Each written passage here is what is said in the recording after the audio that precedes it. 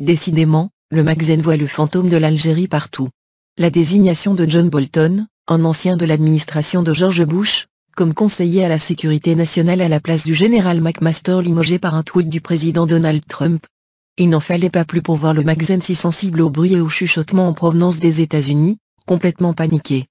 John Bolton, qui est une ancienne figure de la diplomatie américaine au Conseil de sécurité durant les années George W. Bush, fait craindre le pire au royaume dans sa seule affaire à défendre, à savoir la poursuite de sa colonisation du Sahara occidental.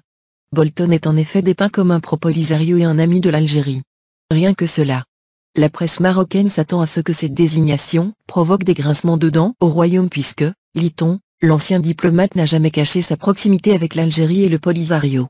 Elle ont pour preuve que cet ancien représentant des États-Unis à l'ONU, du 1er août 2005 au 9 décembre 2006, s'était montré hostile aux intérêts du royaume, et avait notamment défendu un élargissement du mandat de la MINURSO à la surveillance des droits de l'homme au Sahara occidental et l'organisation d'un référendum d'autodétermination.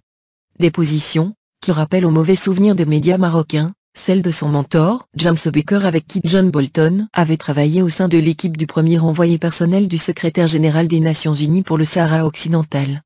John Bolton est également connu pour être un membre du Baker Institute. Le magazine croit savoir que la nomination de Bolton sera bien accueillie à Tindouf, en référence au camp des réfugiés sahraouis. Bien qu'il fût un faucon parmi les faucons de la Maison Blanche, durant l'administration Bush, le magazine ne retient que la position de John Bolton à l'égard du conflit sahraoui et de ses liens supposés amicaux avec l'Algérie.